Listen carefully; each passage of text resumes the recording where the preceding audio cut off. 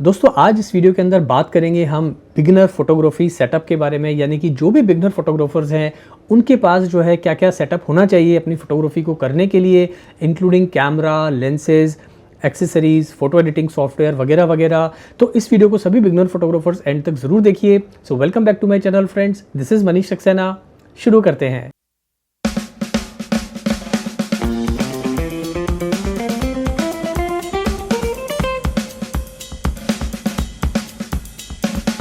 सबसे पहले बात आती है एक अच्छे बिगनर लेवल यानी कि एंट्री लेवल कैमरा की। तो अगर आप एक बिगनर फोटोग्राफर हैं तो यहाँ पर मेरी हमेशा राय यही है कि आप बहुत ज़्यादा समय जो है कैमरा की छानबीन पे मत लगाइए। देखिए, जो भी एंट्री लेवल कैमरा है आप उसे खरीद लीजिए।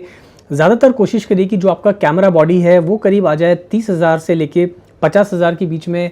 फिलहाल मेरी ओपिनियन के हिसाब से मेरी जो अपनी जो राय है वो ये है कि अगर आप देखेंगे 2020 के अंदर अगर आपको अपने फोटोग्राफी गियर्स लेने हैं तो यहाँ पर कैमरा जो है आप निकॉन का D5600 ले सकते हैं। उसके अलावा कैनन के अंदर 200D है, 200D Mark II है। कैनन में एक कैनन का M50 कैमरा है। और अगर आपको किसी दूसरे ब्रांड पे जाना है, फॉर एग्जांपल फ्यूजी पे, या आपको जो है ओलंपस पे जाना है, या और भी जो अलग अलग ब्रांड्स आते हैं सोनी वगैरह में, तो वहाँ भी आप देख सकते हैं। कहने का मतलब है कि यहाँ पर कैमरे का जो बजट है वो आपका मेरे हिसाब से 35 to 40,000 रुपीज़ या अंडर 50,000 रुपीज़ रहेगा तो बेटर रहेगा, क्योंकि इस रेंज में जो है आपको ठीक ठाक कैमरे मिल जाते हैं। और जो भी मैंने आपको मॉडल्स बताए हैं ये आपकी एज अ बिगनर लेवल पर ये कैमरे आपके लिए काफ़ी ठीक रहेंगे। यहाँ पर जो है समझने वाली बात ये दोस्तों कि अब हमें तय करना है कि हमें लेंसेज क्या लेने हैं। तो ज़्यादातर बिगनर फोटोग्राफर गलती क्या करते हैं कि जो भी कैमरा खरीद रहे हैं वो एक किट लेंस के साथ में ले लेते हैं। तो यहाँ पर कैमरा तो ठीक ठाक होता है, ठीक से परफॉर्म करता है जो भी उसकी कैपेसिटी है एज अ बिगनर लेवल या as a entry level camera. लेकिन प्रॉब्लम आती है जब हम अपनी फ़ोटोज़ को शूट करते हैं तो वो फ़ोटोज़ जो हैं वो बहुत टैक शार्प नहीं मिल पाती हैं और उसमें जो इतनी क्रिस्पी इमेजेस या उतनी डिटेलिंग नहीं मिल पाती। कारण ये होता है कि आपने जो लेंस खरीदा है वो लेंस आपने लिया है किट का, यानी कि 1855 18 to 140 mm का लेंस, या आप देखेंगे कि 55-200 का जो लेंस आता है। इस तरह के जो भी किट लेंस आते हैं वो जो है आप खरीद लेते हैं। तो यहाँ पर आपको इस बात का ध्यान रखना है कि भाई किट लेंस ना लेके मैं आपको सजेस्ट करूंगा, अगर आपको फोटोग्राफी सीखनी है तो अगर आप एक शौकिया तौर पे ले रहे हैं तो किट लेंस चल जाएगा। आप ट्रैवल फोटोग्राफी के लिए अपना एक DSLR या मिररलेस कैमरा ले रहे हैं एक एंट्री लेवल, तो एक अलग बात है आपकी हॉबी के लिए या शौक के लिए। लेकिन अगर आप फोटोग्राफी सीखना चाहते हैं सीरियसली, अगर आपको जो है फोटोग्राफी में जाना है और बारीकियाँ सीखनी है, तो यहाँ पर जो है आप ये गलती मत कीजिए, आप किट लेंस को नहीं लीजिए। वो नहीं लेंगे तो आपको बेनिफिट ये होगा कि आप सिर्फ बॉडी आपको सस्ती भी पड़ेगी। मान लीजिए कोई 50,000 में किट लेंस के साथ आ रहा है कोई कैमरा बॉडी, तो हो सकता है वो आपको बॉडी 38,000 36,000 रुपीज़ में मिल जाए अगर आप किट लेंस नहीं लेते हैं। जो बाकी का पैसा बच रहा है वो आप दूसरे लेंस में डालिए। यानी कि यहाँ पर आपको जो है लेंस का सिलेक्शन ठीक से करना बहुत ज़रूरी है। अगर आपको क्रिस्पी डिटेल वाली इमेजेस, शार्प इमेजेस चाहिए तो यहाँ पर एज अ बिगनर आपको देखना है कि आप प्राइम लेंस खरीद लीजिए। एक तो हो गया 50 mm का। अब 50 mm के अंदर भी जो है आपको दो तरह के लेंस मिलते हैं, 1.4 वाला लेंस मिल जाएगा और एक 1.8। तो जो 1.8 लेंस है वो थोड़ा सस्ता आता है, अच्छा होता है, बुरा नहीं है। लेकिन अगर आप थोड़ा सा और पैसा खर्च करेंगे तो यहाँ पर एक 1.4 का लेंस भी आप ले सकते हैं। बेनिफिट ये होगा उसका लेने का कि जब आप आगे कभी भी अपना कैमरा चेंज करेंगे तो ये 50 mm का 1.4 वाला लेंस है, ये आपके हमेशा काम ही आएगा। तो यहाँ पर पैसा एक बार खर्च हुआ और लेकिन वो उसकी जो है आपकी लाइफ जो है लेंस की वो काफ़ी बढ़ जाएगी और बार बार आपको पैसा खर्च नहीं करना पड़ेगा। लेकिन अगर बजट कम है तो आप 1.8 का लेंस ले सकते हैं। अब यहाँ पर जो है एक तो हो गया 50 mm का, एक आप ले सकते हैं 35 mm का, और एक आप ले सकते हैं मान लीजिए 20 mm का, 28 mm का, डिपेंडिंग आप कौन सा मॉडल ले रहे हैं। तो अगर आप जितने प्राइम लेंस लेंगे तो उसमें बेनिफिट ये होता है दोस्तों कि एक तो प्राइम लेंस थोड़े से सस्ते भी होते हैं compare to zoom, wide angle zoom lens f2.8 की कंपेरिजन में थोड़े सस्ते होते हैं। और सस्ते होने की बजाय और सस्ते होने के कारण जो है ये लेंसेज ना केवल बहुत ही अच्छे से परफॉर्म करते हैं बल्कि आपको जो डिटेल, आपको जो शार्पनेस है वो बहुत ही खूबसूरत निकल के आएगी इन लेंसेज में। दूसरा फ़ायदा ये होता है कि जब आप प्राइम लेंस लेके काम करते हैं एज अ बिगनर, तो यहाँ पर आपको फोटोज़ को कंपोज करने के लिए, आपको फ्रेमिंग अच्छी करने के लिए, आपको अच्छी कंपोजिशन के लिए खुद जो है आगे पीछे होना पड़ता है ताकि आपको अच्छा फ्रेम मिले। उससे आपकी फ्रेमिंग भी इंप्रूव होती है और आपको अपने सब्जेक्ट को देखने का तरीका और फोटोज लेने का जो प्रैक्टिस है वो आपकी काफ़ी अच्छे से हो जाती है, क्योंकि आप एक प्राइम लेंस यूज़ कर रहे हैं। जब आप जूम लेंस यूज़ करते हैं तो कई बार आप खड़े खड़े आगे पीछे करते हैं तो थोड़ा सा आपको आलसी भी बनाती है, और वहाँ पर जो है आपके जो फ्रेमिंग वाले स्किल्स हैं वो उतने इंप्रूव नहीं होते compare to prime lens. So prime lens ना केवल आपको एक अच्छी क्वालिटी की फोटोज़ देते हैं बल्कि आपको अच्छी फोटोज़ लेने के लिए मजबूर भी करते हैं ताकि आप उसके लिए एफर्ट्स भी डालें। तो यहाँ पर आप अलग अलग जो है प्राइम लेंस लीजिए, और प्राइम लेंस आपको अलग अलग मिल जाएंगे, सस्ते मिल जाते हैं, कुछ महंगे भी होते हैं, but prime lens is the right way to learn photography, क्योंकि यहाँ पर आपको एक कैमरा बॉडी, मान लीजिए आपने एक ले लिया निकॉन D5600 और आपने एक 50 mm का 1.4 या 1.8 लेंस ले लिया, तो यहाँ पर जो कॉम्बिनेशन है वो एंट्री लेवल का कैमरा ज़रूर है, लेकिन लेंस आपने क्योंकि अच्छा लगा है तो यहाँ पर आप बहुत सारे बेनिफिट्स ले पाएंगे और इमेजेस जो है आप अच्छी एकदम प्रो इमेजेस आप इसके ऊपर शूट कर पाएंगे।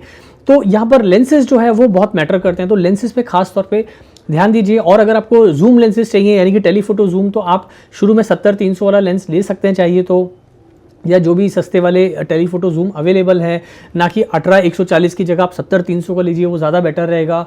और अगर थोड़ा सा बजट आपका है तो फिर आप जो है आप 100 mm वाले लेंस भी ले सकते हैं, 135 mm के लेंस भी ले सकते हैं, वो डिपेंड करता है आपकी पॉकेट कितनी अलाउ करती है। शुरुआत के अंदर मैं नहीं कहूँगा कि आप इतना खर्चा करें, आप अपने पैसे को कम से कम ही रखिए ताकि आपका जो है मनी जो है वो आपकी कम से कम इन्वेस्ट हो शुरुआती तौर पे। क्योंकि अब बात करेंगे हम अगली कैटेगरी की, वो है हमारा यानी कि लैपटॉप। अब आप क्योंकि आप एक फोटोग्राफर है तो आपके पास में एक लैपटॉप भी जो है वो ठीक ठाक होना ज़रूरी है। तो यहाँ पर आप ये ध्यान रखिए कि जब भी आप लैपटॉप लें तो कम से कम जो भी आप पिक्चर्स रॉ पे शूट कर रहे हैं या जेपीईजी पे शूट कर रहे हैं, तो आजकल जो भी कैमरा आ रहे हैं उसके अंदर 20-25 MB की फाइल तो बनती है अगर आप रॉ पे शूट कर रहे हैं। तो यहाँ पर इस बात को ध्यान रखना है कि आपका जो रैम है आपके लैपटॉप की वो अच्छी खासी हो।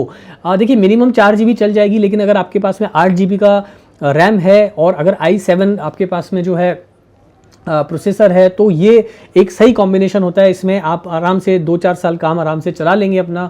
तो ध्यान रखिए कि जो आपका लैपटॉप है वो भी बहुत ही इंपॉर्टेंट है, क्योंकि अल्टीमेटली फ़ोटोज़ शूट करने के बाद वो सारी ब्राउजिंग, रीटचिंग या आपको अपनी इमेज को प्रोसेस करना है, वो सारा जो है आपको लैपटॉप पे करना होता है।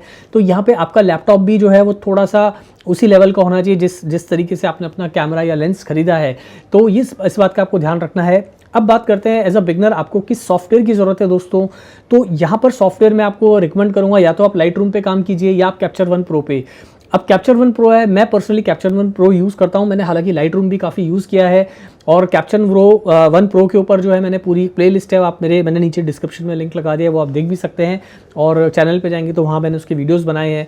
तो ये जो 2 सॉफ्टवेयर है लाइट रूम और कैप्चर वन प्रो, ये दोनों बहुत ही अच्छे सॉफ्टवेयर हैं। आपको अच्छे से आप सीख पाएंगे कि रॉ इमेज को कैसे प्रोसेस करते हैं, किस तरह से पोस्ट के अंदर आप एक्सपोजर अपना करेक्ट कर सकते हैं अगर आपने रॉ पे शूट किया है, तो किस तरह से आप अपने वाइट बैलेंस को ठीक कर सकते हैं, किस तरह से आप डायनेमिक रेंज है यानी कि हाइलाइट्स एंड शैडोज़ है उसको आप कितना आप रिकवर कर सकते हैं पोस्ट के अंदर।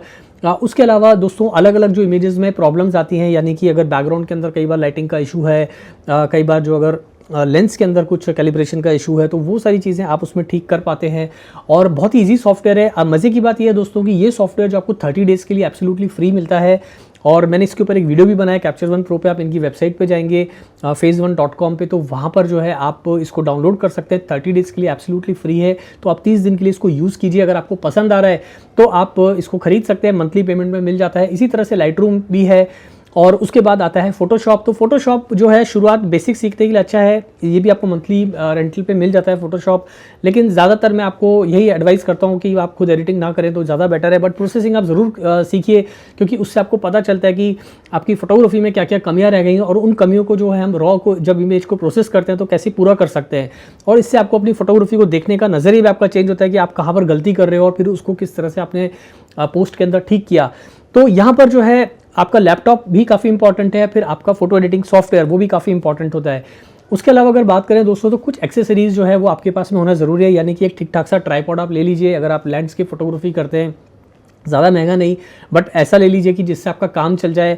एक ट्राइपॉड आप ठीक ठाक बजट में ले लीजिए, और एक्सेसरीज़ आपके पास में जो है 5-in-1 रिफ्लेक्टर जो कि पूरा फोल्ड हो जाता है, वो आप ज़रूर खरीद लीजिए, क्योंकि शुरू में बिगनर फोटोग्राफर्स के पास इतना पैसा नहीं होता कि वो अच्छे लाइटिंग सोर्स खरीदें, यानी कि जो है ऑफ कैमरा फ्लैश खरीदें महंगे वाले, तो वो इतना पैसा नहीं होता है, तो शुरू में ना खरीदिए। लेकिन एक 5-in-1 रिफ्लेक्टर आप ज़रूर ले लीजिए।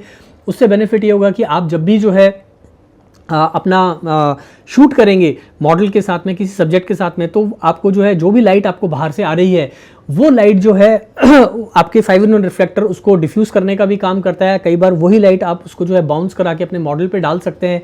इससे बेनिफिट ये होता है कि बिल्कुल वो एक तरह से आपको एक एक्सटर्नल लाइट मिल जाती है शूट करते वक्त ऑन लोकेशन। तो 5-in-1 reflector is a very very important accessory for you. साथ में चाहिए तो आप एक बैटरी आप एक्स्ट्रा ले सकते हैं, डिपेंडिंग कि अगर आप मिररलेस कैमरा ले रहे हैं तो आपको बैटरी एक्स्ट्रा लेनी ही पड़ेगी। तो ये आप ध्यान रखिए कि आपके पास में एक बैटरी जो है वो एक्स्ट्रा होनी चाहिए। और अगर आपके पास में थोड़ा बहुत पैसा बचता है, यानी कि 10-15 हज़ार रुपये, 15-20 हज़ार रुपये और आपके पास बचते हैं, तो मैं एडवाइस यही करूँगा कि दोस्तों एक लाइट मीटर भी आप ज़रूर खरीद लीजिएगा।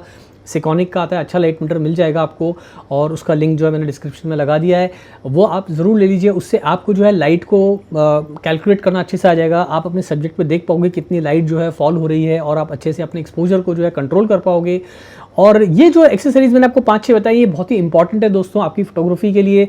तो मिनिमम ये सेटअप तो होना ही चाहिए एज अ बिगनर आपके पास। इससे आपको अपनी फोटोग्राफी को समझने में, एक्सपोजर ट्रायंगल को समझने में और लाइटिंग को समझने में ये सारी हेल्प मिलेगी। और ये जो कैमरा बॉडी है ये कम से कम 2 साल आप ज़रूर यूज़ कीजिए, उसके बाद जाके आप थोड़ा सा अच्छा कैमरा में इन्वेस्ट करिए। और अगर आप लेंस में शुरू से ही थोड़ा सा इन्वेस्ट कर देंगे अच्छा प्राइम लेंसेज के अंदर, तो बार बार आपको लेंस खरीदने की ज़रूरत नहीं पड़ेगी।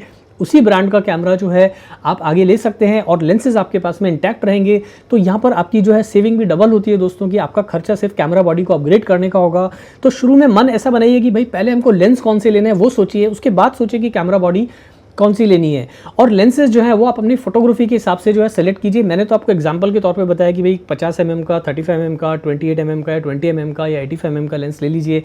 लेकिन आप किस तरह की फोटोग्राफी करते हैं आप उस हिसाब से अपने लेंसेज को सेलेक्ट कीजिए और फिर जो है आप अपना डिसीजन लीजिए। तो दोस्तों ये छोटा सा वीडियो था, उम्मीद है आपको ये बेसिक सेटअप पसंद आया होगा। और इससे रिलेटेड कोई भी सवाल हो तो आप कमेंट करके मुझे ज़रूर नीचे करिए, मैं आपके सवालों का जवाब देने की कोशिश करूँगा। और अगर मैं नहीं भी दे पाया तो मैं पढ़ने के बाद में जो है उसके आगे की जो वीडियोज़ है उन कमेंट्स के बेस पर ही बनाता हूँ दोस्तों। तो आप कमेंट ज़रूर करा कीजिए दोस्तों। उम्मीद है ये सेटअप आपको ठीक ठाक लगा होगा। अगर इस सेटअप में से कोई चीज़ रह गई हो तो आप कमेंट करके मुझे ज़रूर बताएं। आज के लिए इतना ही दोस्तों, जल्दी मिलते हैं फिर नई वीडियो के साथ। Thanks for watching.